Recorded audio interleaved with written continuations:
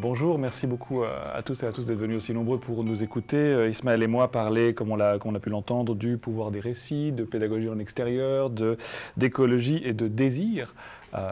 Espérons que du coup on fasse aussi germer le désir au fil de cette intervention. Merci évidemment aussi à la Haute École pédagogique de Lausanne qui nous accueille et qui nous permet de venir évoquer et présenter certains aspects des recherches sur lesquelles on travaille et qui nous tiennent à cœur, Ismaël et moi. Donc la présentation qui va suivre va être un petit peu particulière, puisqu'elle se déroulera à deux voix. Ismaël et moi, on prendra la parole tour à tour au fil de trois séquences distinctes, séquences qui ont pour but de répondre et de se répondre, de se compléter, et autour desquelles s'articulera l'ensemble de notre propos. Il s'agit donc d'essayer de penser ensemble ces deux présentations, de voir où est-ce qu'elles se répondent, où est-ce qu'elles pourraient se compléter, peut-être aussi d'ailleurs quelles sont les questions qu'elles posent. On aura aussi un petit moment pour des questions à la fin des deux premières séquences. On a trouvé judicieux de fonctionner comme ça pour inviter donc à tisser toujours un dialogue constant entre exemples et théories, entre pratique et réflexion, et pour illustrer l'interdisciplinarité de l'objet de notre conférence, à savoir l'usage des récits et finalement, last but not least, parce que c'était plus ludique aussi pour nous de travailler comme ça, de vous proposer une conférence sous cette forme-là. Donc il va s'agir, comme le titre peut-être invite à le penser, ou le laisse penser, d'explorer les rapports entre récit et transition écologique.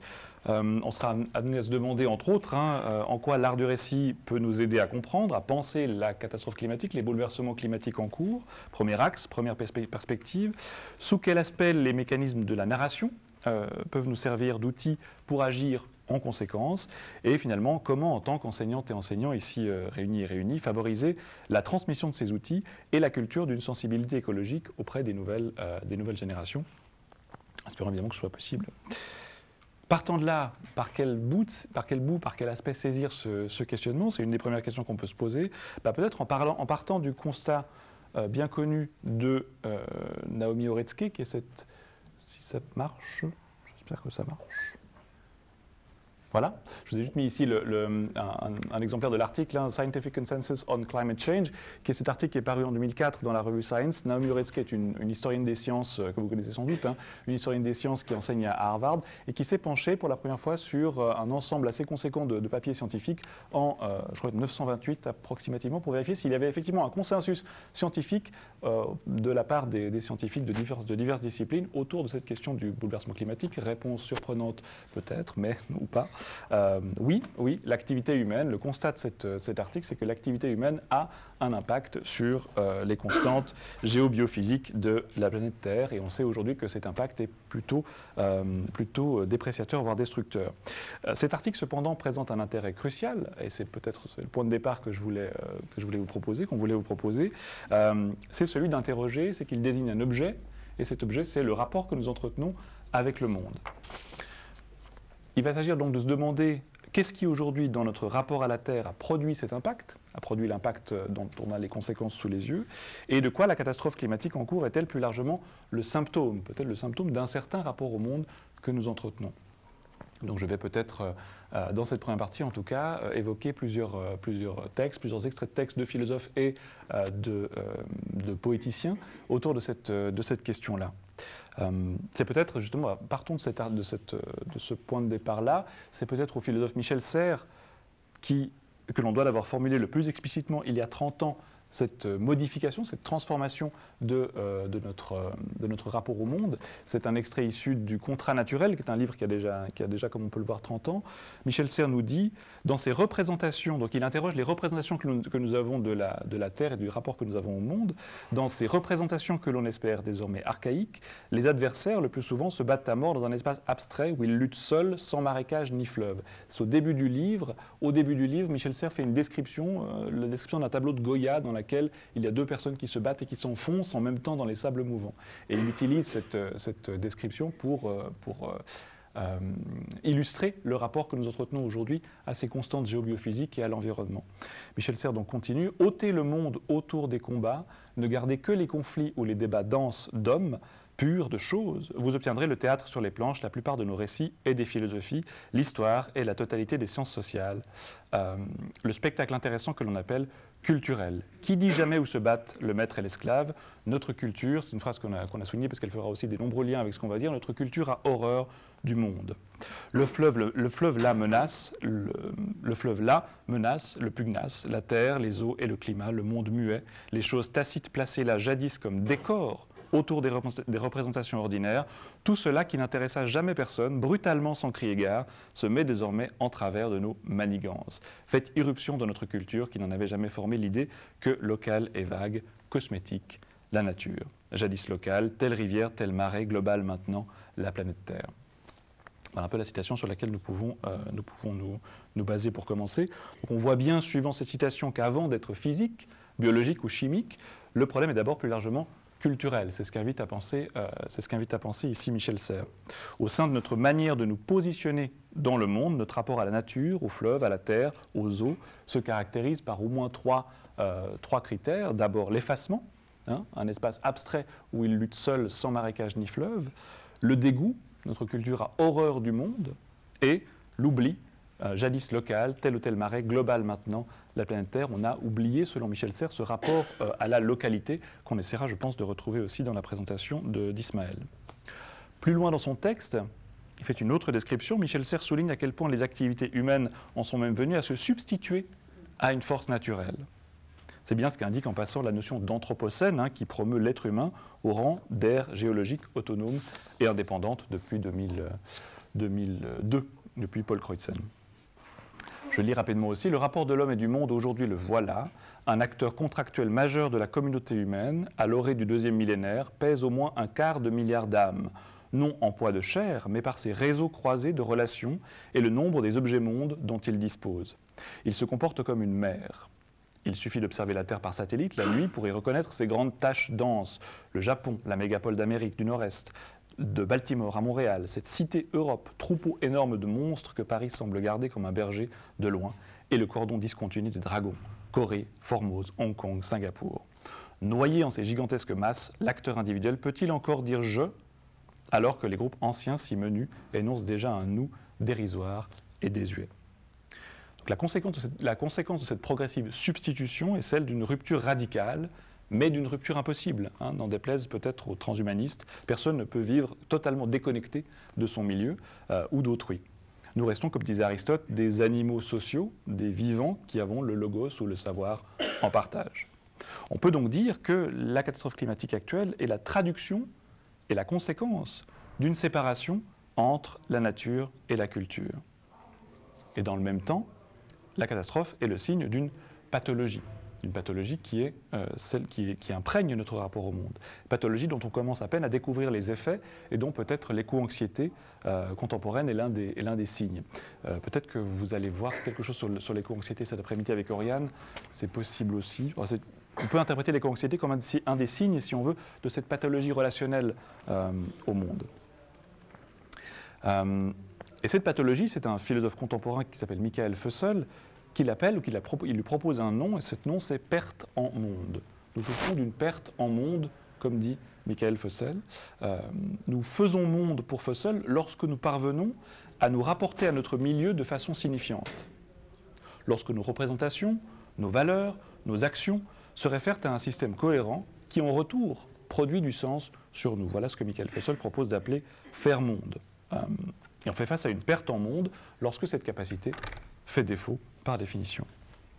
L'histoire humaine compte plusieurs épisodes de cette perte en monde. Ce qui est intéressant chez Fussell, c'est qu'il n'en fait pas un événement unique qui nous surviendrait aujourd'hui, mais il en fait ce qu'il appelle, c'est un terme un peu jargonnant pour un philosophe, mais une catégorie de l'expérience, une catégorie permanente de l'expérience. Nous faisons constamment des expériences de cette perte en monde, plus ou moins importantes, plus ou moins vastes, que ce soit dans le cadre, par exemple, d'une rupture amoureuse, d'une rupture d'amitié, ou alors d'un redimensionnement, d'une reconfiguration totale de notre système de repérage et de signification de notre place dans le monde.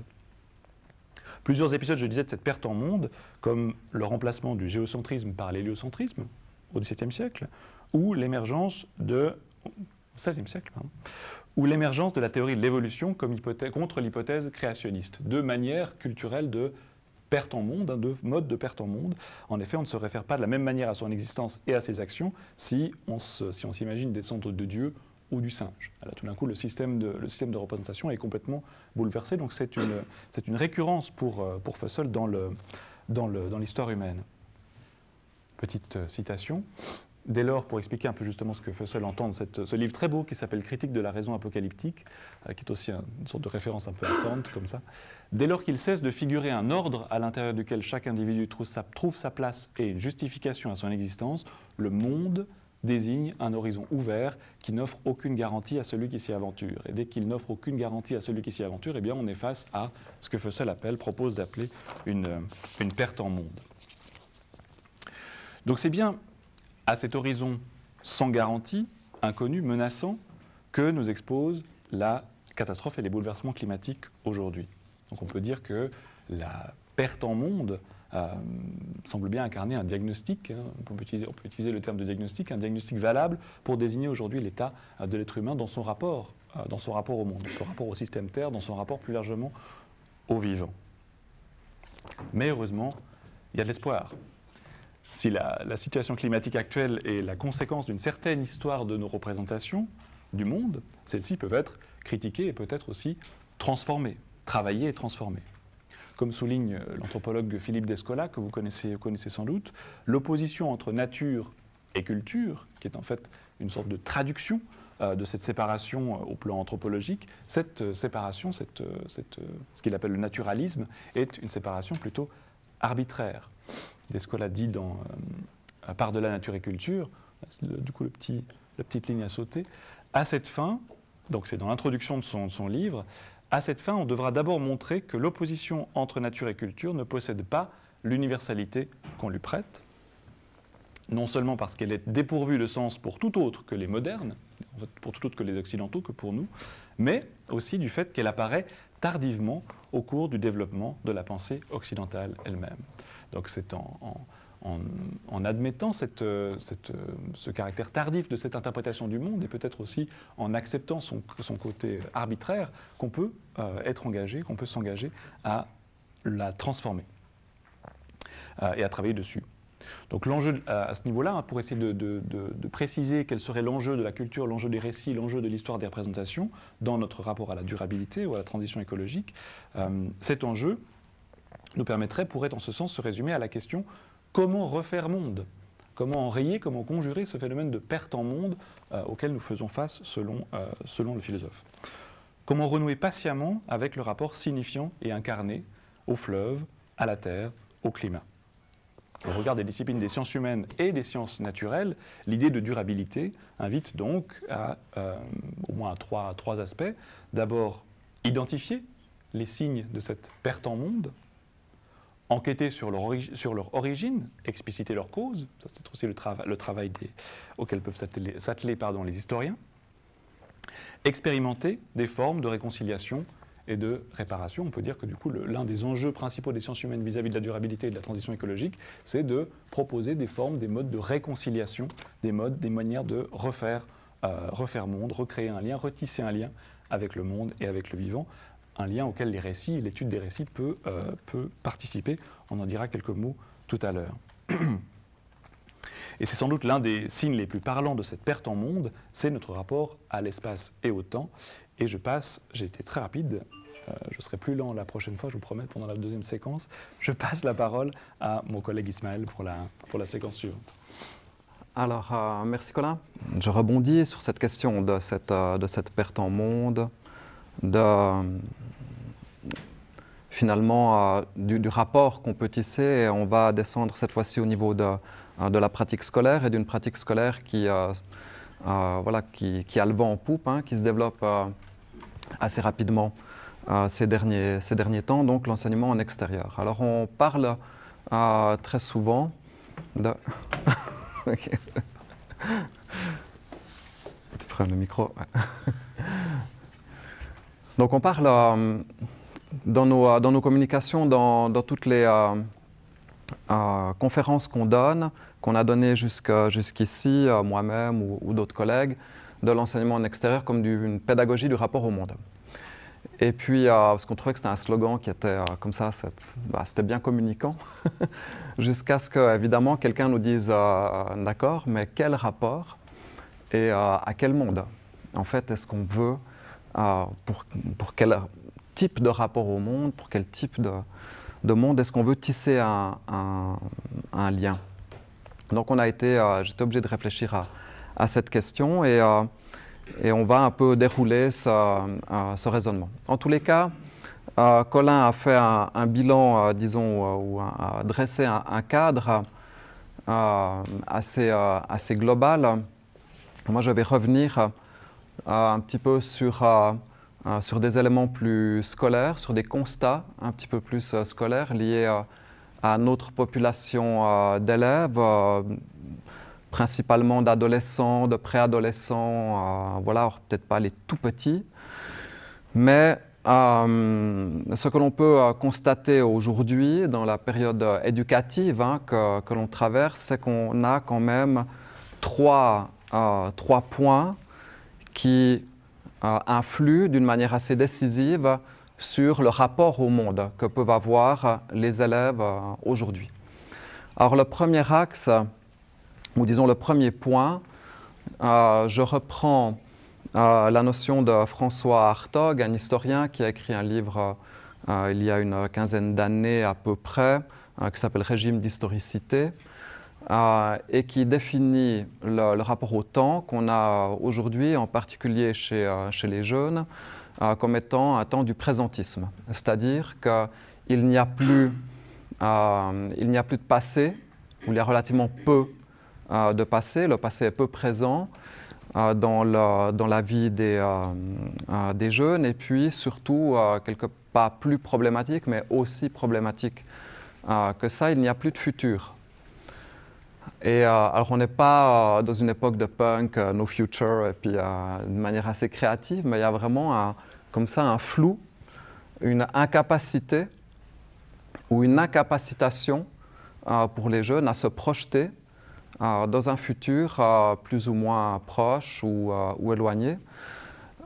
Et donc ce blocage temporel fait qu'on vit aujourd'hui dans un présent qui est omniprésent, et cette situation, eh bien, empêche des désirs de naître, empêche quelque part le changement d'advenir. Donc on peut dire, on n'a plus de passé dont on tentait de s'affranchir autrefois pour faire mieux, et puis on a de moins en moins de futur, et cette sensation est accentuée par les rapports qui tombent année après année du GIEC, où on nous disait il reste, on n'a plus que 10 ans pour changer. Alors quand on disait plus que 10 ans, on disait cool, tranquille, on a le temps.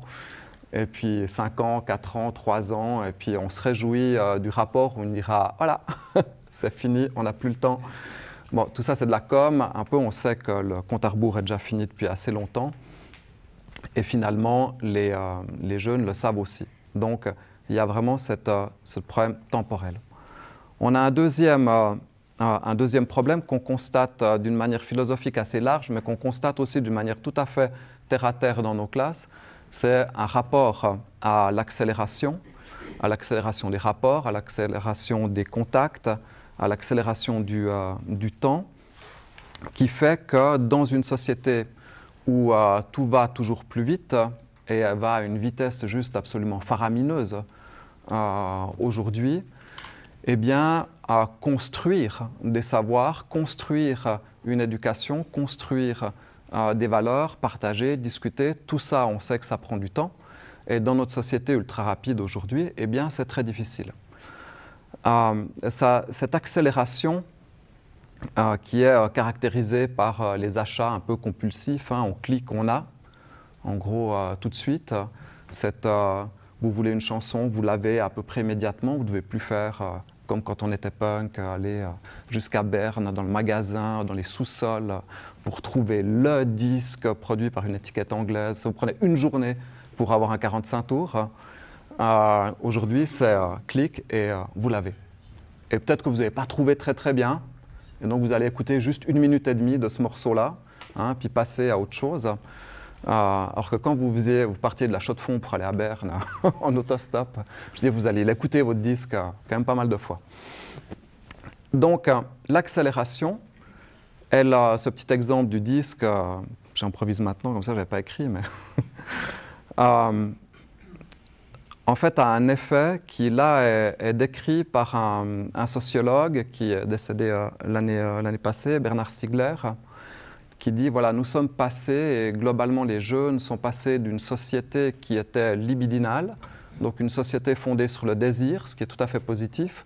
Une société qui a du désir, c'est une société qui permet l'effort, qui se dit je peux faire quelques sacrifices parce que j'ai un objectif, parce que j'aimerais atteindre quelque chose, à une société qui est du pulsionnel. Et c'est l'accélération qui fait qu'on est sur une société pulsionnelle où en gros je veux quelque chose maintenant, je veux le contraire 3 minutes après. Donc on a ce bilan-là, présentisme, accélération, et puis la numérisation globale, et pas que de l'école, mais disons la numérisation globale de la société provoque cet effet magnifique d'ubiquité, c'est-à-dire que pendant que je vous parle, vous êtes ici, mais vous pouvez très bien être en train de régler la liste de commissions avec votre femme maintenant à la maison, et puis la garde du petit cet après-midi avec la babysitter. Donc vous êtes en fait à 3 endroits différents pendant que je vous parle, pendant que physiquement vous êtes là. Et ça, c'est le numérique qui permet ça. Et donc on a un sentiment, ou en tout cas une possibilité de déterritorialisation qui est assez forte. Et ça, on le constate, à part dans quelques endroits où j'ai beaucoup de plaisir à travailler, souvent à Châteaudet par exemple, ou dans des territoires un petit peu plus reculés. L'année passée, j'étais dans la Val d'Ibleigne, où je travaillais avec une classe de primaire de montagne. Alors eux, ils ne sont pas du tout déterritorialisés, ils sont très territorialisés.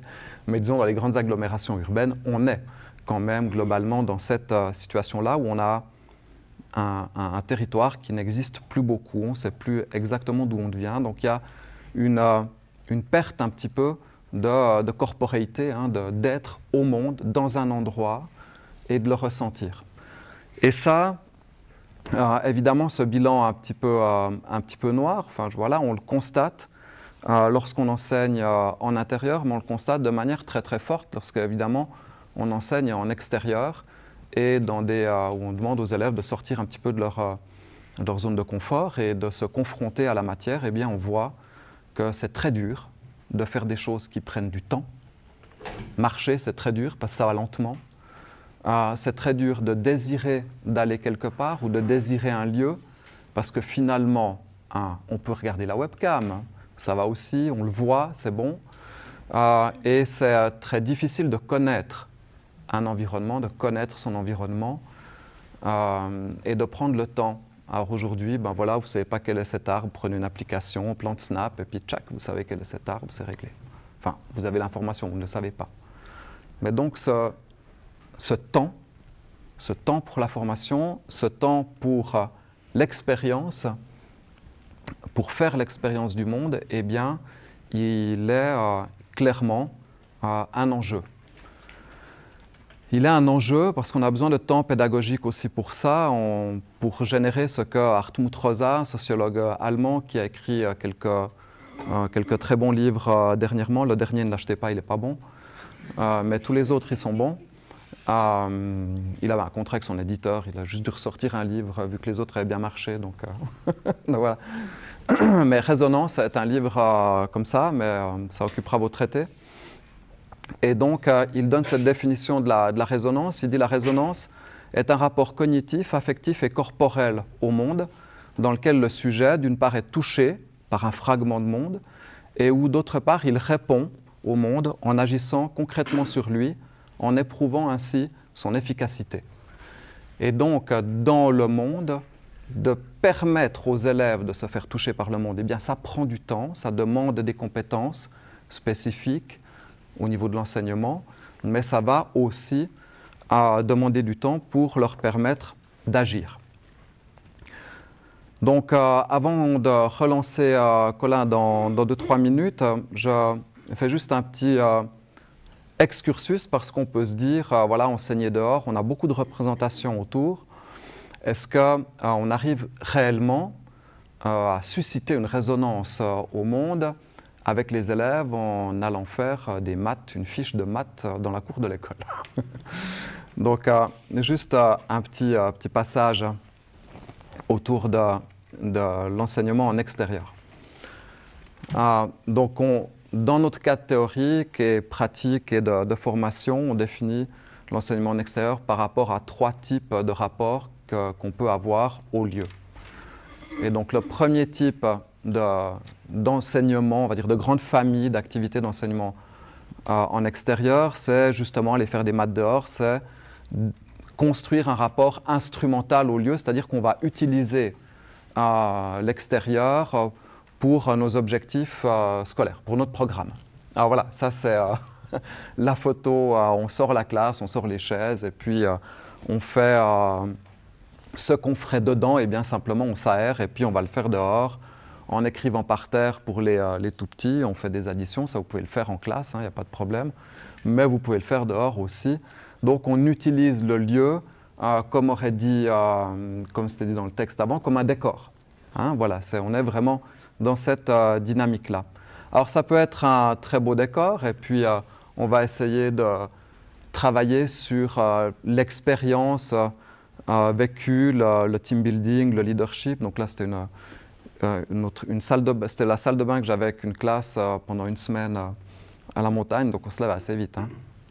Mais donc là on utilise vraiment le lieu pour construire juste une expérience individuelle à un moment.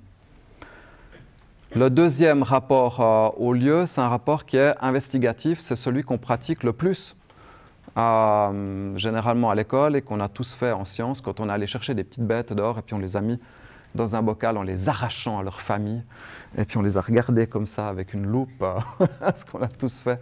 Et les élèves, ils sont très tristes parce qu'après, ils ne les remettent pas à la même place et puis on a séparé la fourmi de sa famille et tout. Donc ça génère des drames chez les 1-4P, ce genre de situation. Mais sinon, avec les plus grands, on est allé à l'étang derrière l'école, observer un certain nombre de choses. Et puis voilà, en géographie, on va mener une enquête, on va travailler sur le lieu, on va essayer d'en extraire un certain nombre de savoirs pour les retravailler en classe. Donc voilà, ça se fait aussi avec des plus petits. Mener une enquête dans les lieux, c'est ce rapport investigatif. Et puis le troisième rapport qui est celui qui va permettre l'émergence, qui va plus permettre l'émergence de récits en lien en particulier avec la durabilité, c'est ce rapport didactique transformatif au lieu autour d'une famille, alors excusez-moi pour l'anglicisme, qu'on appelle place-based education, donc, ou même les Anglais disent place and community-based education, donc qui consiste à travailler le lieu pour ce qu'il est et d'interagir avec le lieu, de le connaître. Et ce qui nous intéresse, ce n'est pas d'abord notre programme scolaire, mais c'est d'abord le lieu. Ce sont d'abord les lieux et leurs particularités, les gens qui les peuplent aussi, les récits, les pratiques de ces lieux. Et donc on va partir de ces lieux et ça va nous permettre d'aller vers les récits. Donc on fonctionne de cette manière-là. Ce qui est intéressant, c'est juste, je voulais peut-être insister là-dessus, c'est que ce qui est notre salle d'école, notre salle de classe, ça n'est pas la forêt ou le bord du lac, c'est la communauté, cet aspect de territoire, de communauté, d'espace vivant. Et donc les Français, eux, parlent de territoire apprenant dans cette logique-là. Alors ça a été mis en pratique, par exemple à Châteaudet, avec quelques collègues qui ont travaillé les lieux, raconté des histoires avec leurs élèves sur les lieux, je vous ferai écouter 2-3 petits trucs après, et puis ensuite partager avec la communauté autour de la colline du Temple, et puis inviter les familles à refaire les activités, à entrer dans cette connaissance, dans ce rapport au lieu. Voilà, c'est un exemple. Il y en a d'autres. Ici, c'est des élèves qui sont allés construire un canapé forestier pour d'autres élèves plus petits.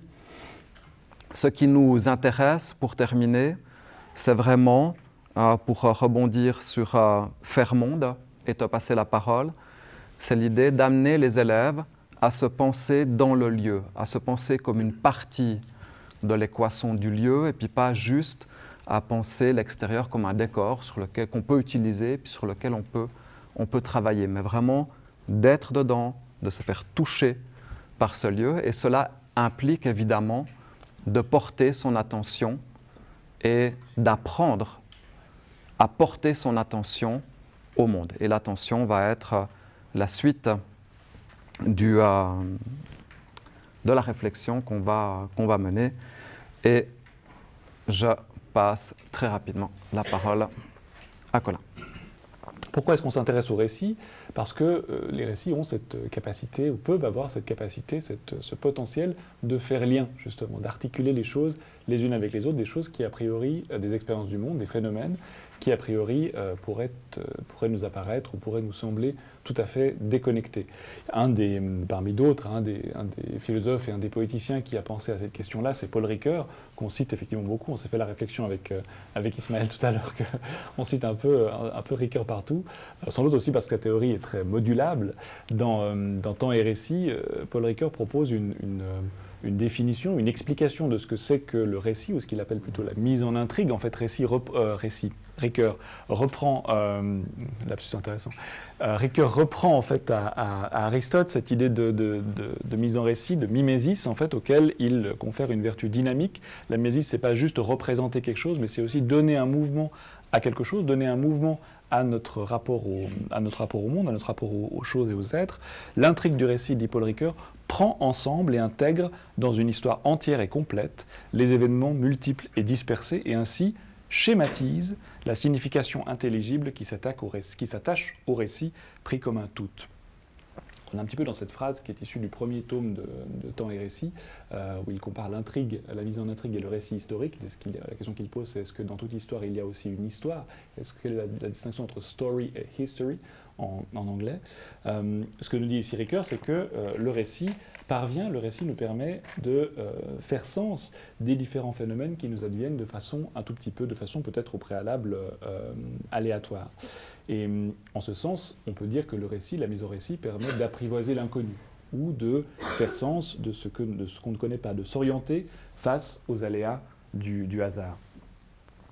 Les modèles que créerait la mise en récit à ce niveau-là peuvent ensuite faire l'objet d'une réappropriation par nous autres, par les individus, par les personnes qui interprètent ces récits, et imprégner potentiellement les comportements. Ce serait le deuxième aspect de cette philosophie. D'abord, on crée un récit à partir des expériences disparates qui nous arrivent, qui nous surviennent, et dans un deuxième temps, on aurait la capacité de transformer nos comportements, d'imprégner nos comportements. Cette idée d'imprégner nos comportements, c'est un autre philosophe qui suit à mains égards Paul Ricoeur, un philosophe contemporain pour lequel on fera une petite pub justement à la fin de la conférence, qui s'appelle Yves Citon, qui propose justement une interprétation de la mise en récit sous la forme d'une transformation des comportements. Dans un texte qui s'appelle Mythocratie, il nous dit « Raconter une histoire à quelqu'un, cela revient en effet à articuler certaines représentations d'actions selon certains types d'enchaînements, mais cela amène également à conduire la conduite de celui qui nous écoute au gré de ces articulations et de ces enchaînements. En mettant en scène, c'est la phrase que j'avais surlignée, en mettant en scène les agissements de personnages fictifs de mon récit, je contribue plus ou moins efficacement à scénariser le comportement des personnes réelles auxquelles j'adresse mon récit. Donc les comportements ont la capacité de se transformer, de s'orienter en tout cas avec les récits.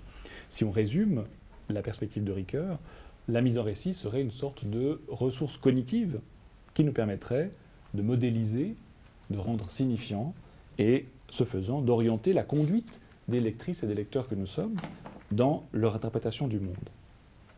Face au constat, si on revient à cette idée de perte en monde, dont on a essayé aussi de montrer les aspects pratiques, face à ce constat de perte en monde, la mise en intrigue offrirait une triple possibilité. Alors on a un petit effet comme ça, parce que vu que ça s'intitule Transition écologique, les pouvoirs du récit seraient au nombre de 3. D'abord, transcrire les situations et les enjeux auxquels la transition écologique nous confronte. Deuxième élément, deuxième possibilité, transformer les comportements individuels et collectifs pour faire face à ces enjeux. Et puis, troisième élément, transmettre, puisqu'on est des personnes qui transmettons, transmettre ces comportements et construire des nouveaux modèles viables et vivables, désirables, souhaitables, etc. On peut tenter d'appliquer ces considérations théoriques à un des grands enjeux qu'on a relevé aussi, le rapport au territoire, hein, qu'on a relevé aussi tout à l'heure, c'est-à-dire la question du rapport à l'échelle. On a vu dans l'extrait de Michel Serres que la question de la représentation de sa propre place vis-à-vis d'un bouleversement gigantesque était particulièrement compliquée à appréhender. C'est aussi ce que nous dit un géographe contemporain que vous connaissez peut-être, qui s'appelle Andreas Malm, dans notre appréhension des effets du réchauffement climatique. Malm nous dit: un des problèmes majeurs de la représentation du changement climatique dans la littérature est celui de l'échelle. Une personne qui conduit une voiture ne laisse pas de marque sur le climat, mais 100 millions d'automobilistes le déstabilisent à un niveau que nul ne peut percevoir individuellement. Y a-t-il des instruments littéraires pour rendre ces effets d'échelle visibles? C'est un petit peu la question qu'on peut se poser en tant que prof de français, que prof de sociologie, que prof de récit, de fiction, autour de cette question-là. Et j'aimerais maintenant vous proposer voilà, de passer à travers trois stratégies narratives, et donc trois récits qui sont des récits de science-fiction, c'est un peu mon dada, des récits de science-fiction qui exemplifient ces stratégies narratives qui nous permettent peut-être justement de retrouver un lien au monde. Des stratégies qui sont aussi des tropes, des figures, comme ça, des figures de texte, et qui sont illustrées dans ces trois récits dont je vais vous parler maintenant, que j'ai intitulé donc peut-être des stratégies, on peut appeler ça des stratégies d'ancrage, dans le sens où en fait chacune de ces stratégies tente de reconstituer, de retisser un rapport au monde, un rapport à une globalité, à une communauté, à une totalité. Ancrage dans un lieu, un territoire, ou dans un groupe social, dans une communauté. Premier exemple de ces tropes littéraires, de ces stratégies narratives, c'est la conjecture. La conjecture narrative, conjecturer. C'est un trope générique de composition romanesque, la conjecture narrative qu'on trouve fréquemment dans les romans de science-fiction auxquels justement il sert de structure. La conjecture, qu'est-ce que c'est? C'est un trope qui procède par extrapolation, qui opère par extrapolation. Elle sélectionne un événement propre au présent de référence du lecteur, le fait que nous ayons tous par exemple des ordinateurs ou des téléphones.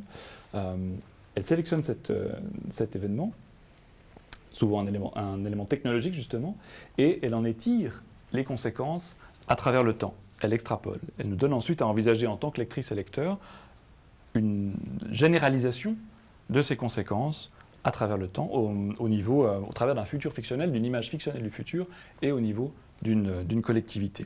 Je vais vous donner un exemple tout de suite avec le roman de Barjavel qui s'intitule Ravage. Ce faisant, qu'est-ce que fait la conjecture? La conjecture nous rappelle à notre nature sociale et à l'interdépendance des individus. Quand j'extrapole une réalité, je l'extrapole justement dans son ensemble.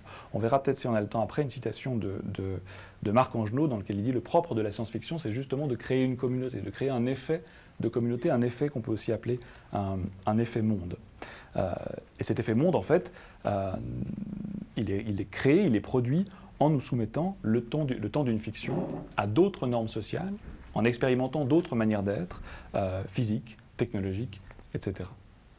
On peut dire aussi que la conjecture encourage les lecteurs et les lectrices à cultiver une vision critique. C'est peut-être le deuxième aspect. Et on verra dans le cas d'école par lequel je terminerai ma présentation, la manière dont les élèves aussi s'approprient cette capacité critique.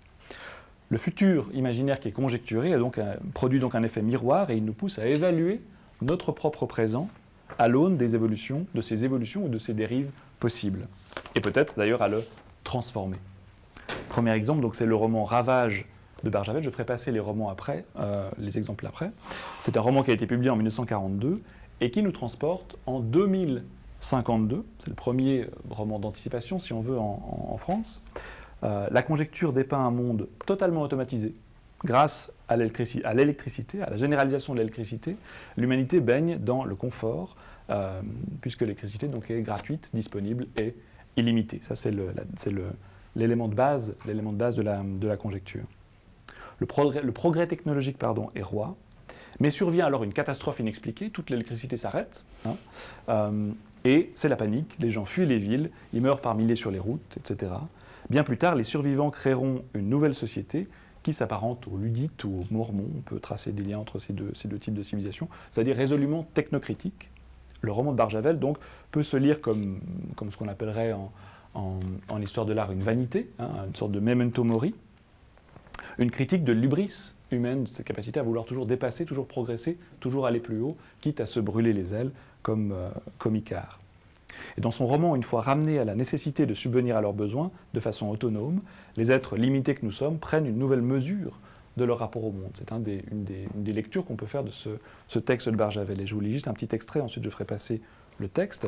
Donc le héros du livre s'appelle François Deschamps, et ce François Deschamps est celui qui est le promoteur, si on veut, des champs, en plus le nomastique ici, assez intéressante. Ce héros est celui qui est le promoteur d'une nouvelle société plus limitée, plus restreinte, on pourrait dire plus décroissante, quoique il y a beaucoup de critiques aussi évidemment à faire à Barjavel dans ce sens-là, notamment au niveau politique, au niveau de la répartition des genres. Mais je ne vous empêche pas, j'espère, de le lire. Qu'est-ce que nous dit? Donc c'est au moment justement où les gens commencent à fuir les villes, parce que l'électricité s'est arrêtée. Ce que nous dit Barjavel ici, la foule fuyait dans tous les sens, la panique au ventre, le sol tremblait, les maisons s'écroulaient. Soudain, François pensa que de l'autre côté de l'océan, l'effroyable envol des torpilles aériennes, c'est l'équivalent des avions, avait dû s'arrêter net et qu'un grand nombre d'entre elles avaient dû retomber en pays noir. Peut-être la disparition de l'électricité les avait-elle rendues inoffensives. Peut-être seul leur moteur propulseur s'était-il arrêté en pleine trajectoire et la mort s'était-elle abattue sur ceux-là même qui la destinaient à leurs voisins. Il serra le bras de Legrand, son compagnon. Il nous dit « La nature est en train de tout remettre en ordre », dit-il. « Quoi » fit-il d'une voix hargneuse. François leva la tête et il s'aperçut qu'il tenait par le bras un inconnu. Legrand avait disparu, happé par la foule et l'obscurité. François lâcha l'inconnu, haussa les épaules. Tout cela n'avait d'ailleurs plus d'importance. La mort subite des moteurs rendait à l'homme et au globe terrestre leurs dimensions respectives. En une seconde, l'Amérique tout à l'heure si proche venait de reprendre sa place ancienne au bout du monde. Si cet état de choses durait, nul ne saurait avant de longues années ce qui s'était passé là-bas le soir.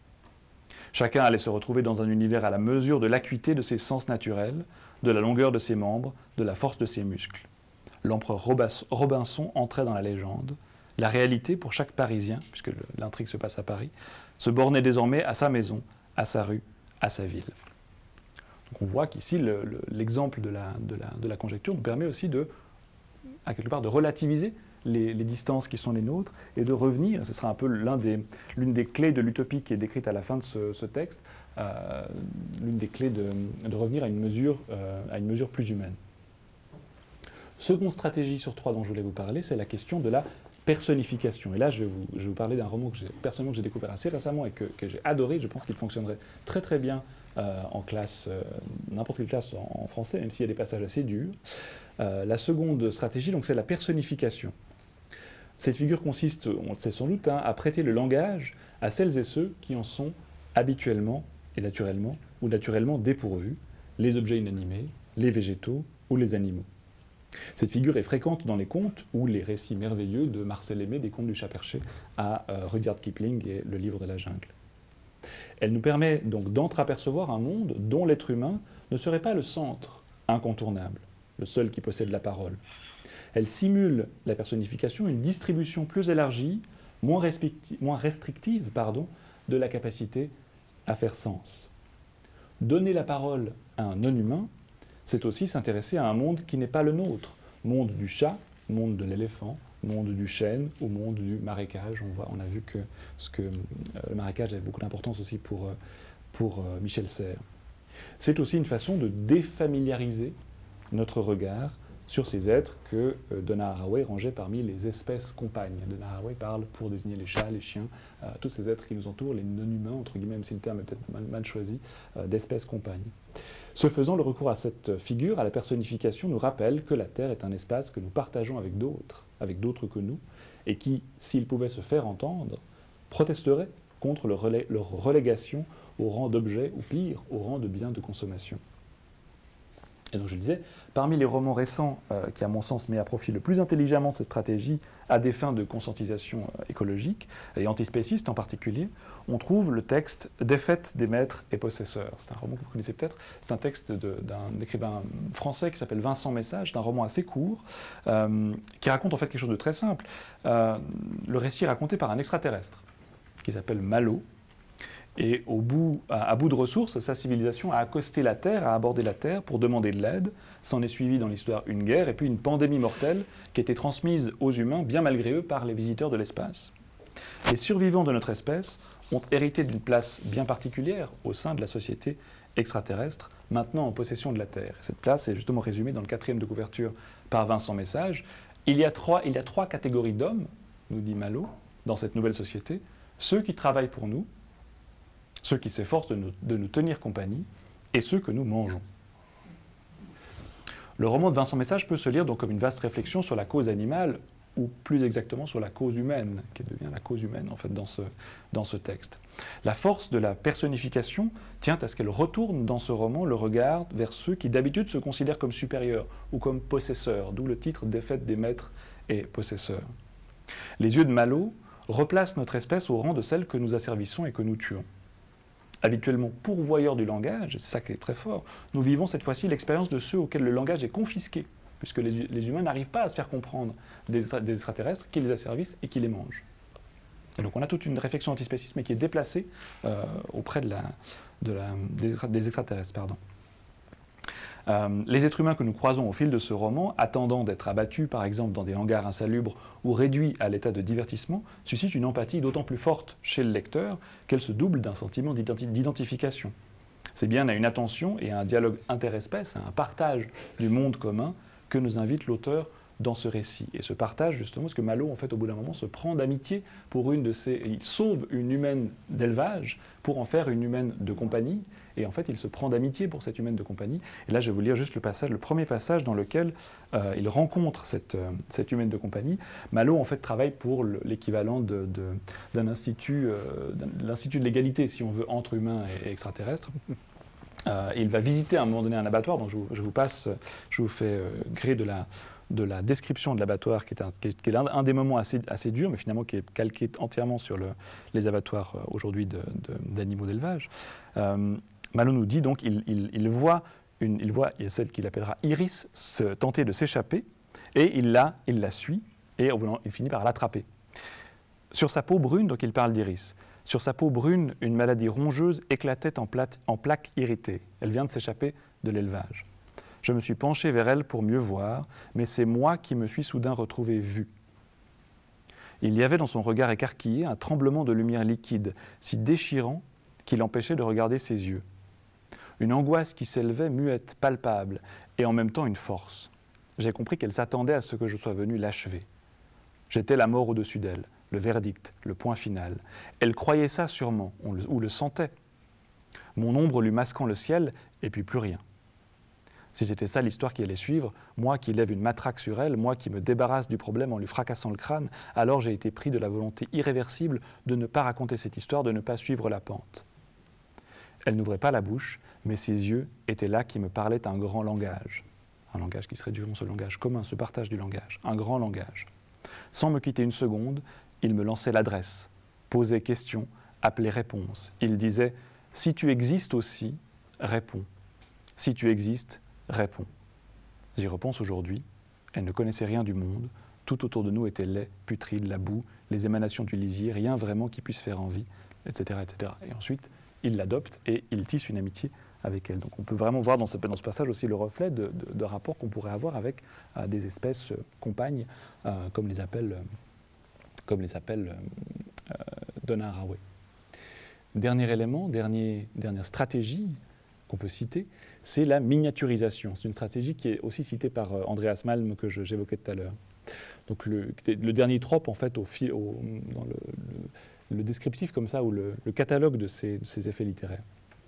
Au regard de la situation climatique, miniaturiser, c'est traduire l'impact des bouleversements naturels, macroscopiques, au plan microscopique, c'est-à-dire au plan d'un groupe social restreint.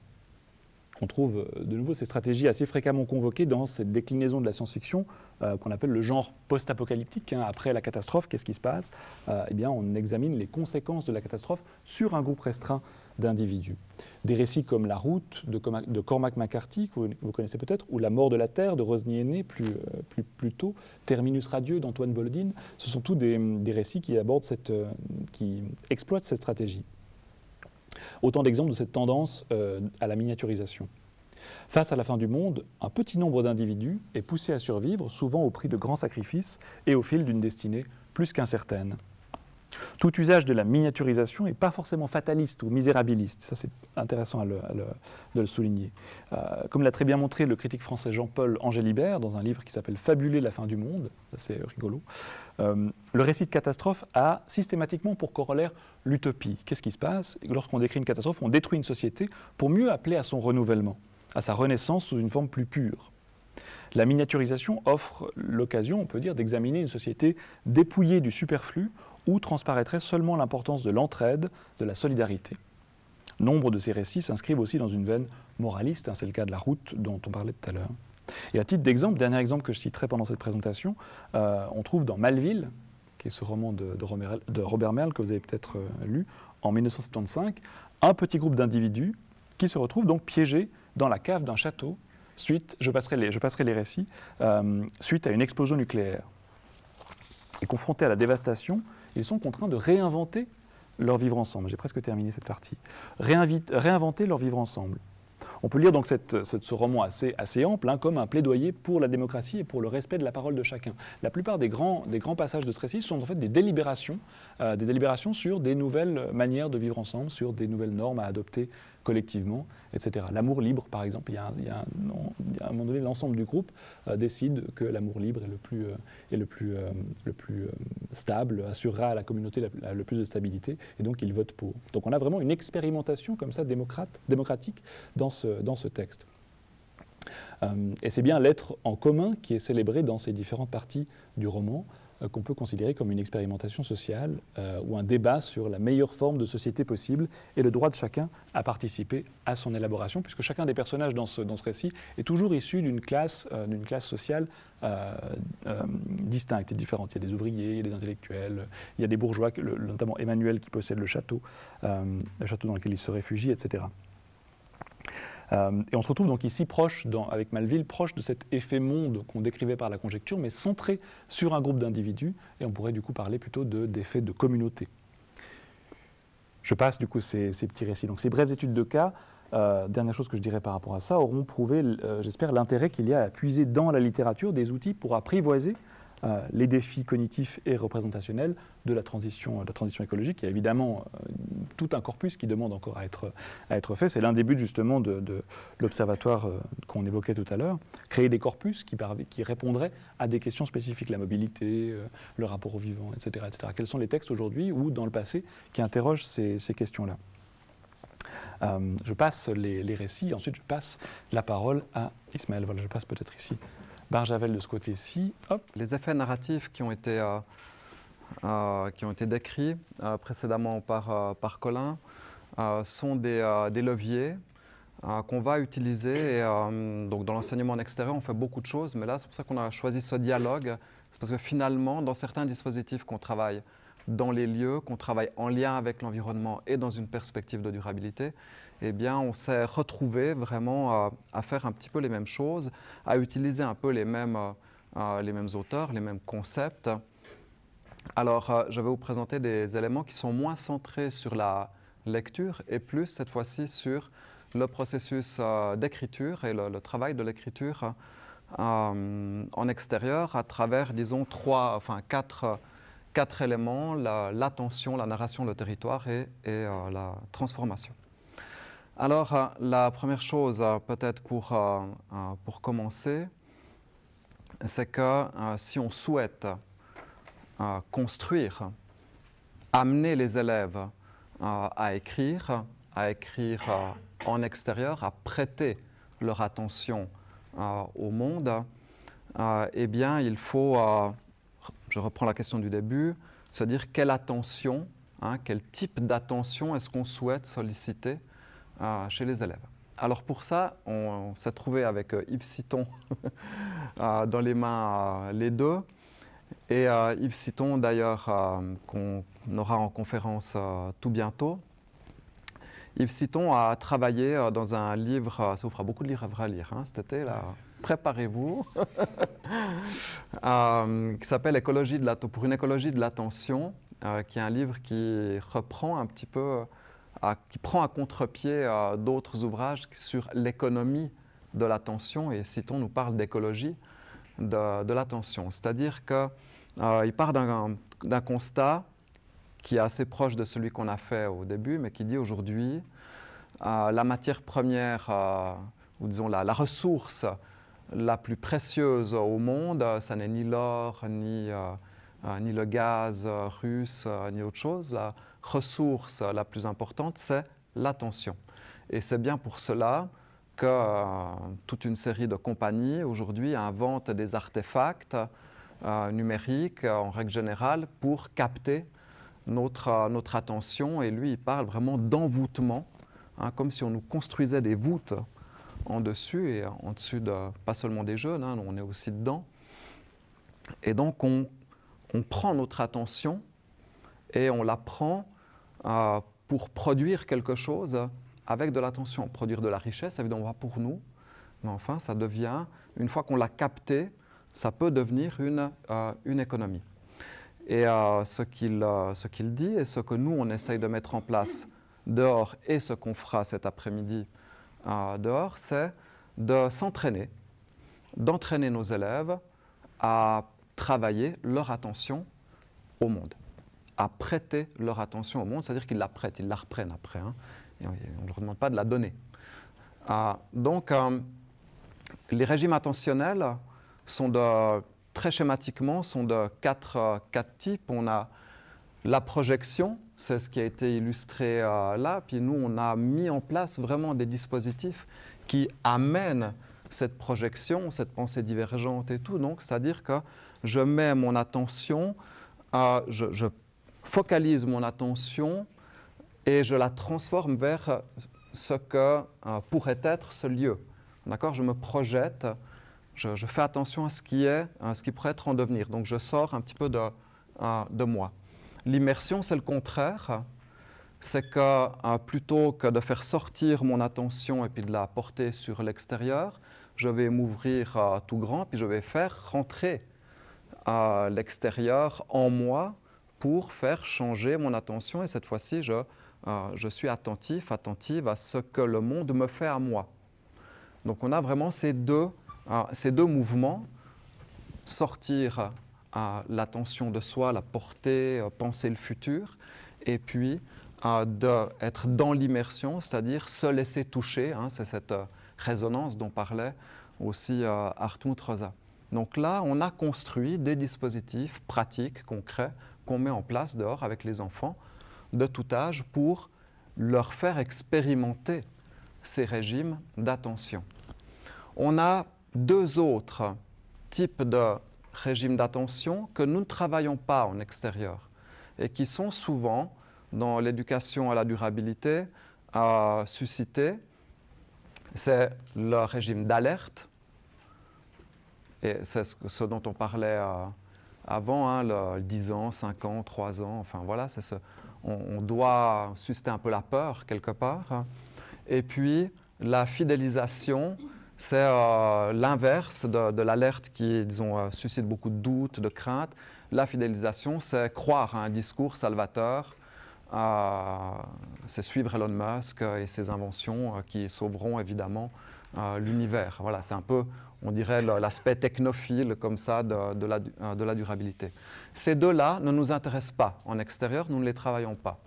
Nous travaillons vraiment sur ces éléments projection, immersion, parce que c'est dans ces deux rapports attentionnels, ces deux régimes attentionnels, qu'il y a vraiment un potentiel d'écriture très important.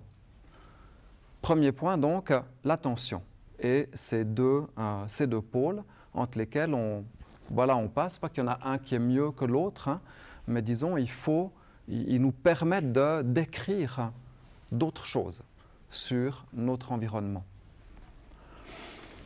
Deuxième élément, eh bien, c'est sur quoi est-ce que nous allons écrire. Donc nous allons écrire sur des lieux. Et pourquoi travailler sur les lieux? Eh bien, parce que les lieux autour de nous, plutôt que d'écrire sur des traces proposées par l'ILOMO, pour les enseignants du cycle 2 qui connaissent ça, eh bien, on va rendre les lieux externes parce qu'ils sont traversés de tensions. Hein, les lieux ne sont pas tombés du ciel.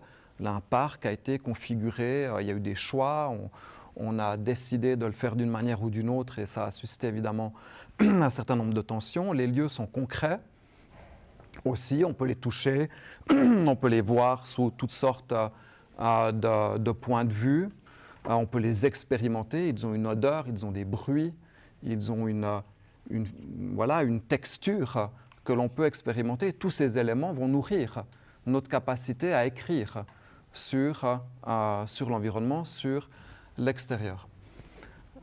Les lieux sont ouverts, on peut y entrer, on peut sortir, on peut venir un moment, repartir. Donc il y a cette idée d'itérativité hein, où on fait des allers-retours et puis les lieux sont aussi vivants. Ça c'est peut-être une des choses plus intéressantes, c'est qu'il se passe des choses. Si je reprends l'exemple d'avant, dans l'île aux mots, il se passe rarement quelque chose. Donc, dans les lieux, eh bien, vous êtes là avec votre classe dehors, vous travaillez à l'écriture du parc ici. Ce qu'on va faire cet après-midi dans une perspective romantique, on travaille la poésie romantique dans le parc. Poésie romantique, vous comprendrez pourquoi.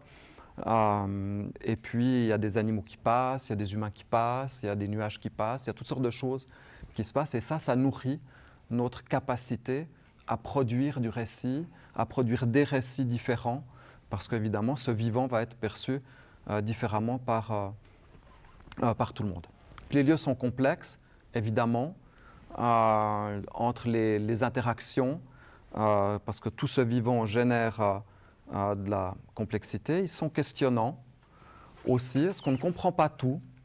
Il n'y a pas de didascalie sous les lieux. Vous verrez dans le parc ici, il y a un truc très sympa. Il y a des marches en béton qui sont en fait une imitation faux bois. Je ne sais pas si vous avez fait attention, ceux qui vont là. Puis on se dit pourquoi? Voilà. On trouvera la réponse cet après-midi. Pourquoi faire comme ça des marches en béton qui ressemblent à du bois? Pourquoi pas mettre du bois? Tout simplement, enfin bref. Donc on se pose tout plein de questions sur les lieux et ces questions, eh bien, elles nourrissent notre envie de raconter des histoires, notre envie d'enquêter. Voilà. Et puis, dernier élément important, les lieux sont subjectifs. Et donc, dans une classe, lorsque vous travaillez à l'écriture d'un lieu, à l'écriture du futur d'un lieu, eh bien, vous allez avoir des récits différents. Parce qu'on a suscité l'attention des élèves sur le lieu, ils ont tiré des informations, ils vont les transformer ensuite en récits, chacun à sa manière. Donc on a une subjectivité qui là est importante. Le lieu, c'est quelque chose d'objectif, avec des savoirs qui le composent, mais ensuite on va, nous, utiliser le levier de la subjectivité pour ouvrir des possibles, pour raconter différentes histoires et pour arriver à une espèce de choralité de récits. Je passe sur le dernier, sur la densité des lieux, mais c'est quand même quelque chose d'intéressant. On a fait l'expérience justement à Châteaudet, je vous montrerai un exemple tout à l'heure. On a travaillé sur une colline toute simple, la colline du Temple, je ne sais pas s'il y en a qui connaissent, à Châteaudet. Il y a une multitude d'histoires qui ont été écrites dans ce petit lieu. Donc on n'a pas besoin de traverser le monde pour écrire l'or de Sandrard. Hein. On va, même dans un lieu, il y a tellement de choses, c'est tellement dense, on a tellement de regards possibles qu'on va pouvoir les transformer de toutes sortes de manières. Alors, le schéma. Il fallait quand même mettre un schéma hein, dans cette conférence. Donc, comment est-ce qu'on travaille? Eh bien, pour faire cette narration, travailler cette narration des lieux, on a d'abord évidemment des savoirs des lieux qu'on doit posséder, qu'on doit connaître. On travaille sur un parc, eh bien vous allez au musée historique de Lausanne et vous sortez avec une multitude de connaissances qui vont enrichir votre projet hein, d'écriture sur un roman d'aventure qui se passe dans le parc. Vous allez découvrir toutes sortes de choses. Sans ces savoirs-là, vous allez être bloqué. Ça ne va pas donner grand-chose. Ensuite, nous avons développé, enfin je veux dire, j'ai développé, c'est vraiment un produit sorti du bureau là en dessous, une grammaire des lieux. Une grammaire des lieux, c'est de la lecture cette fois. On passe gentiment à la lecture, mais c'est lire les lieux. Et nous avons typologisé, je le montre ici, puis je reviens à la slide. Voilà, on a typologisé, ça c'est un document en cours, hein, il augmente, hein, on va s'arrêter à 20 types. On a typologisé des lieux. Voilà, il y a des lieux évidents, des lieux friches, des lieux faux semblants, des non-lieux, des lieux naturalisés. On a travaillé à des types de lieux, puis ces types de lieux induisent un type de rapport au monde, un type de regard, et donc, à la fin, un type d'activité pour les élèves. Et les élèves, quand ils sont à la gare, c'est un lieu évident dans lequel tout est... Quand on est dans une gare, on connaît tout. On sait caténaire, machin, les panneaux, les départs, les arrivées et tout. On a l'impression de tout comprendre. On a une temporalité qui est extrêmement concentrée. Et puis, donc, on se pose des questions sur l'usage du temps, l'usage de l'espace. Et donc, les activités qu'on va proposer dans ces types de lieux-là, aux élèves, ce sont des activités où on les amène à travailler sur le détail, sur l'inconnu, sur des choses qu'on ne comprend pas forcément. Donc on a cette grammaire des lieux qui nous permet de les faire parler. Dit de manière très simple, on va faire parler les lieux et ces lieux vont nous donner des informations qu'on va travailler ensuite avec des laboratoires attentionnels où les élèves prennent un certain nombre d'informations. Ces laboratoires attentionnels, on va les travailler cet après-midi dehors. On va vous les faire expérimenter. On a monté 4-5 laboratoires attentionnels ici autour. Et puis, on va vous faire prêter votre attention et puis ensuite écrire. Alors attention, niveau gymnase, ça va être la poésie romantique. Je vous ai averti. Donc, vous avez vite révisé la métrique de la poésie romantique entre deux. Ces laboratoires attentionnels vont nous donner des savoirs, des mots, des sons, des sensations, des expériences, en gros de la donnée. Cette donnée, on va la transformer avec des leviers narratifs qui sont ces mêmes. En partie, on utilise les mêmes dispositifs qui ont été présentés avant. On utilise un autre dispositif très souvent, vous connaissez peut-être le dispositif Scamper. Tout le monde va googliser Scamper, S-C-A-M-P-E-R. C'est un dispositif de pensée divergente très connu dans les arts plastiques qui consiste à substituer un élément par un autre, à le supprimer, à l'agrandir, à le rapetissir. Donc voilà, c'est pensée divergente pour ensuite revenir, converger et arriver à la composition. Donc en gros, on a ce chemin, on prend le lieu, les savoirs du lieu, on identifie le potentiel du lieu, on amène les élèves à observer le lieu, à en tirer de l'information, on la transforme et on rédige. Et on arrive à la fin à créer des possibles. Vraiment, voilà, ça c'est un dispositif qu'on va travailler, un type de dispositif qu'on va travailler cet après-midi. On arrive à écrire des possibles, des souhaitables. On arrive à, par l'histoire, à peut-être faire naître ce désir des lieux. Et ça prend du temps. Et donc, on est dans cette démarche qui lutte un peu contre cette société où tout vient très vite. Alors, on travaille ce type, voilà, ça c'est toutes des expériences qu'on a faites. Je vous montrerai les exemples après les questions. Au cycle 1, on travaille beaucoup autour du récit oral, de l'espace vécu, les élèves qui racontent des histoires de leur quartier, de ce qu'ils connaissent, ils observent leur monde. Au cycle 2, on travaille beaucoup autour du récit d'aventure. Ça, c'est vraiment le grand classique depuis qu'il est indéboulonnable des essais-R. On travaille beaucoup le récit d'aventure en extérieur. On travaille le conte avec les plus petits. On travaille le portrait, des portraits humains, des portraits non humains, des portraits de lieux. Et puis au cycle 3, on va être beaucoup dans le genre de l'interview, dans l'anticipation. Et certains collègues courageux sont aussi dans la poésie, ce qui est quand même plus difficile parfois au cycle 3 en français à faire. Et puis au gymnase, le débat, la fiction, et puis j'ai rajouté le dernier parce qu'il me semble que ce n'est pas un genre qui est au programme de la Matu, mais qui visiblement est au programme des élèves depuis qu'ils ont fait la grève et tout. C'est peut-être le genre du manifeste qui serait intéressant à développer. Donc c'est des démarches en français, c'est des démarches en histoire, c'est des démarches en géographie, c'est des démarches en art visuel, c'est des démarches finalement qui peuvent être soit disciplinaires, soit interdisciplinaires. Et c'est ça qui va amener les élèves vers ce que moi j'aime beaucoup appeler une certaine toposophie, donc connaître les lieux pour les investir, pour y mettre des histoires et évidemment pour les partager et encourager ensuite ce cycle-là. Assez récemment, avec les élèves de la 2 CASE2 du gymnase de Marcelin, ils m'ont demandé de vous le dire. Donc, du coup, vous allez. Voilà. Donc, je le fais. Ils étaient surtout contents de vous proposer leur petite expérimentation. Donc l'idée c'était d'expérimenter justement cet exercice de la conjecture et de la construction du futur. C'est un petit exercice qu'on peut faire en une séquence de 45 minutes qui passe par ces trois petites étapes-là. En fait, ça s'est passé comme ça. Je leur ai d'abord expliqué ce que c'était qu'une conjecture narrative, c'est-à-dire une manière d'étirer, de choisir un élément du présent et de l'étirer à travers le temps vers le futur pour examiner les conséquences de telle ou telle transformation sociale et technologique. Et après, je leur ai demandé de choisir.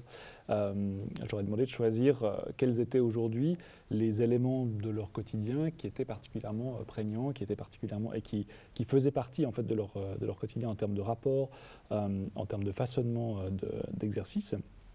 Un élément de leur vie sociale aussi, par exemple, et qui joue un rôle significatif dans leur rapport au monde. Et il y a deux possibilités, deux propositions qui sont sorties. D'abord, la question du rapport aux animaux. On a tous un rapport aux animaux qui est plutôt centré sur la consommation, sur ci et ça. Et puis, la question d'Internet, et notamment la question des réseaux sociaux.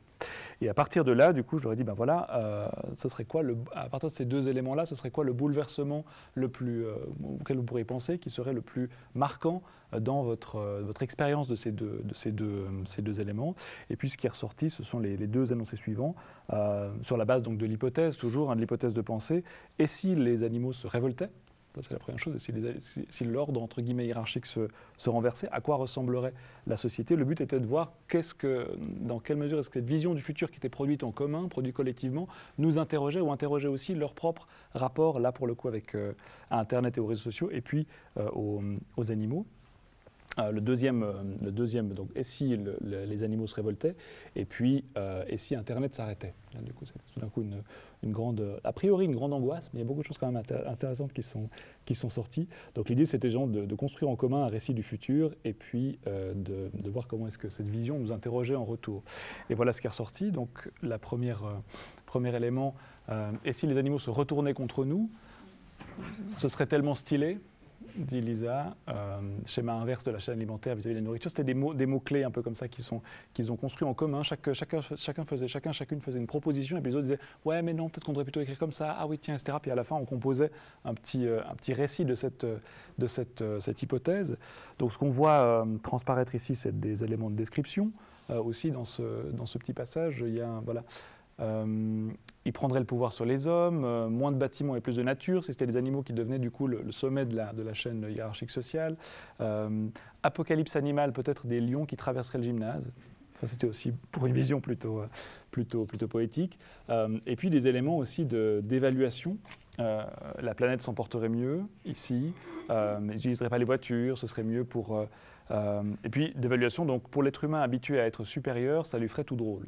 C'était assez rigolo de voir ça. Donc ces deux types d'éléments qui survenaient. Puis ensuite, en discutant de cette vision du monde, la question qui transparaissait et qu'on a pu interroger justement entre eux, c'est la question de comment est-ce qu'on décrit, comment est-ce qu'on s'imagine lorsqu'on est un animal? Parce que finalement, ces différents éléments touchent aussi ou reflètent une hiérarchie qui est celle des êtres humains.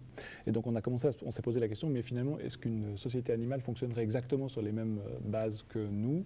Ou est-ce que, par exemple, ce serait d'autres sens qui seraient privilégiés? Et on voit déjà un petit peu une esquisse de ça dans une des réponses qui est... cette phrase aussi très drôle, est-ce qu'il mangerait de la viande? Est-ce qu'il se passerait, ou est-ce qu'il se poserait la question d'être végétarien? Et l'odorat, voilà, c'est où? Là, voilà, exactement. Ouais. Une société basée sur tous les autres sens, notamment l'odorat. Donc à quoi ressemblerait tout d'un coup une société basée sur l'odorat plutôt que sur la vue, puisque notre société est davantage basée sur la vue. Ça, c'était pour la première possibilité. Et la deuxième possibilité, c'était... Donc là, il y a les trois questions qui sont juste nommé « Et si Internet s'arrêtait ?» Et là, ce qui est particulièrement intéressant, c'est qu'on voit déjà poindre l'idée du diagnostic social et de l'effet miroir. Hein. On verrait la vraie vie si Internet s'arrêtait. On réapprendrait de nos anciens, là du coup j'ai laissé les fautes d'orthographe, de nos anciens, c'est-à-dire autrement dit des parents, des grands-parents, on serait obligé d'apprendre des nouvelles connaissances. On aurait moins d'informations. Se déplacer prendrait plus de temps, il y a une forme de lenteur qui s'instaurerait, etc. On vivrait plus avec ce qui nous entoure plutôt qu'avec ce qui est inaccessible. Et on aurait une image moins dégradée et qui aurait plus de sens des autres et de nous. Donc ce qui est intéressant, c'est qu'on voit, bon évidemment là ici, ce qui était réfléchi, c'était l'impact des réseaux sociaux sur l'image des étudiants, sur leur image d'eux-mêmes, et puis comment est-ce que ces réseaux sociaux ont un impact qui a priori était plutôt négatif et vis-à-vis duquel ils ont développé une vision critique. Ce qui était particulièrement intéressant ici, c'est qu'en fait, c'est au fil de la création de ces visions du futur alternatives qui sont parvenus à conscientiser justement des préoccupations et des enjeux relationnels qui les concernaient tous et qu'ils n'avaient pas eu l'occasion de partager avant. Ah tiens, toi aussi, tu es touché par l'image que les gens renvoient de toi. Ah oui, toi aussi, est-ce que tu penses que, etc. Et en fait, le prétexte, si on veut bien, de cette vision du futur, donc de cette vision partagée, a permis la mise en commun, alors évidemment, c'est sur 45 minutes, c'est un peu court dans la dernière séquence, mais la mise en commun de ces préoccupations et et peut-être aussi amorcer un échange autour de ça. Donc là, voilà pour le... Je passe assez rapidement, je vous transmettrai volontiers les diapositives la prochaine fois. Donc la visée pédagogique, ou la prochaine fois à la fin, s'il s'agit de voir une visée pédagogique justement derrière cet exercice, comprendre par l'expérience l'usage d'un trope littéraire, qu'est-ce que c'est que la conjecture, et on crée quelque chose avec la conjecture, donc on se l'approprie, on l'intègre peut-être plus efficacement ou plus corporellement. On exerçait l'intelligence collective de façon ludique et amorcer une réflexion critique commune autour d'un problème de société qui du coup leur permet aussi de s'exprimer par rapport à ce qu'ils ressentent ou par rapport à leur position dans vis-à-vis de cette question-là, notamment la question des réseaux sociaux.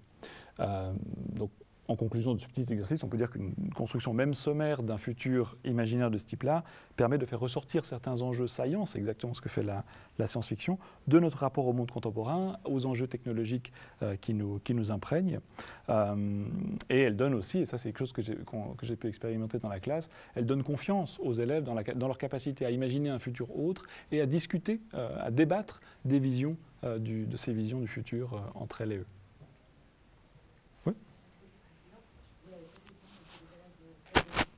C'est des élèves, ils sont au gymnase culture générale. Ils ont 16-17 ans, comme ça. Un ou deux qui est un peu plus. Voilà, donc peut-être qu'on peut aussi, la suite ou le prolongement de cet exercice-là serait d'encourager et de diversifier les formes d'expression de ces visions du futur par les arts visuels, par exemple par la musique, des choses comme ça, et de voir si ce regard critique il se développe aussi par ce biais-là ou par le biais de cette diversification. Voilà le petit exercice que je vais vous soumettre et un grand merci à la de CASE2 qui m'ont prêté leur créativité. Ça c'était pour les sources théoriques. Quelques éléments d'écriture dehors, donc ça a été vraiment travaillé, ça on reconnaît à Châteaudet par des enseignants. Donc un dispositif où on travaille, on observe, on écrit, et puis on a focalisé l'attention, il y a tout un dispositif pour focaliser l'attention sur un lieu. Donc je te remercie Carole Chapuis qui m'a transmis ça. Je m'appelle Maïwen. J'ai choisi la Maison Blanche parce que je l'aime bien. Voilà, à peine entré en 1P.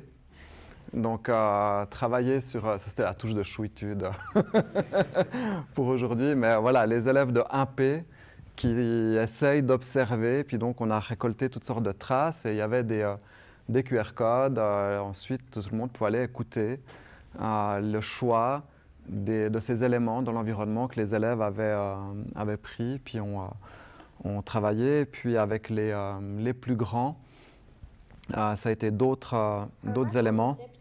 Des marmottes buvaient à la fontaine sur la colline. Elles décidèrent d'aller se promener en forêt. Au Voilà. bout d'un moment, Je crois que vous avez compris. Donc là aussi, écriture, on prend un élément du paysage, on le transforme, on assemble et puis on partage. ces éléments d'écriture. Là, c'est un autre projet, donc cycle 1, cycle 2, les marmottes, cycle 3, ça c'est un travail qu'on a fait au col du Simplon, en archéologie, ce qu'on appelle de l'archéologie du futur, quelque part, de l'anticipation. On est monté avec une classe, et je ne sais pas si vous voyez cette espèce d'aigle absolument dingue au col du Simplon, très particulier, un truc relique de la Deuxième Guerre mondiale. Et donc on a mis les élèves dans une situation, dans un scénario où le col du Simplon était en fait un vestige archéologique, et puis on sait que dans les vestiges archéologiques actuels, on ne trouve que 20% de ce qu'il y avait à l'époque. Et donc on a exploré, on est monté sur les montagnes alentours, on a tout exploré pour essayer de reconstituer, d'une manière évidemment inventée, hein, le 80% qui aurait dû rester. Et donc il devait trouver des traces, des éléments tangibles, plausibles, pour essayer d'imaginer ce qu'avait pu être cette société du Simplon. Voilà, donc on a eu toutes sortes de récits qui ont été écrits donc, en 4 jours sur place, assez inoubliable. Et puis un autre élément, donc ça c'est ce qui a été produit par des élèves qui ont fait un autre projet à travers les Alpes. Et là c'est aussi toujours ce récit du futur, cette projection, hein, ce rapport attentionnel à la projection, mais pas que. Donc on est en janvier 2117 ici, puis les élèves ont, dans un atelier avec Marie Velardi, une artiste genevoise, ont écrit des articles, ont fait des collages, ont travaillé différentes techniques artistiques pour faire un journal, une espèce de journal quotidien des Alpes qu'on a imprimé ensuite à 1000 exemplaires, puis qu'on a distribué à l'établissement. Donc voilà, c'était là un workshop de 2 jours aussi avec des élèves du cycle 3 qui avaient vécu toutes sortes d'expériences en montagne. Et puis, toujours autour des récits, de l'écriture, nous développons aussi des sentiers didactiques. Donc là, c'est à Luant, mais on en a d'autres. Et nous développons des sentiers didactiques assez particuliers. C'est-à-dire que ce sont des sentiers didactiques où les élèves font des choses. Ce n'est pas juste des panneaux informatifs qu'on va lire. Ils font des choses et ces sentiers didactiques suivent la trame d'un récit. Donc on met les élèves dans un voyage, dans une histoire, et ils écrivent une histoire au fur et à mesure qu'ils avancent dans le paysage. Donc à chaque étape, ils acquièrent des connaissances et ils transforment ensuite leur histoire par différents procédés. Donc voilà, ça c'est cycle 2, cycle 3. C'est aussi des éléments qui existent. Voilà, c'était pour quelques éléments d'exemple autour de cette écriture en extérieur. Et puis, juste à temps, je vais laisser la parole à Colin pour conclure. Alors, comme après la conclusion, plus personne n'aura d'attention, je fais juste la pub. Yves Citon, il sera en webinaire 31 mai en ligne. Vous pouvez vous inscrire pour avoir le lien de la conférence sur le site lessentiers.ch, qui est le site du centre de compétences Other Education de la HEP Vaud. Et vous trouverez aussi les formations continues, vous trouverez pas mal de choses. Mais donc là, ça va être une conférence à suivre depuis chez vous. Bon, je pense qu'on peut s'arrêter là, mais on avait juste deux petits mots sur lesquels on s'était mis d'accord. Donc, l'un des enjeux, la question qu'on avait posée au début du séminaire, c'était comment résoudre cette question de perte en monde, peut-être justement en réapprenant à lire et à écrire. Ça compte bien, parce que ça tombe bien, parce que c'est ce qu'on aime faire en tant que prof. À lire d'une part les traces environnementales de l'impact de notre civilisation, tant sur le terrain directement, comme l'a très bien montré Ismaël, que dans l'histoire des représentations et des mentalités, et à lire ensuite peut-être les indices du monde qui s'annonce ou du monde d'après, et interpréter le rôle qu'on sera amenés toutes et tous à y jouer. Un monde qui est peut-être plus attentif à autrui, à nos milieux, un monde plus conscient de l'interdépendance qui nous lie au vivant. Voilà, c'est stimulant de constater, c'était vraiment juste 2 mots, hein, stimulant de constater que la durabilité a de l'avenir dans l'enseignement en particulier. Voilà. Merci beaucoup.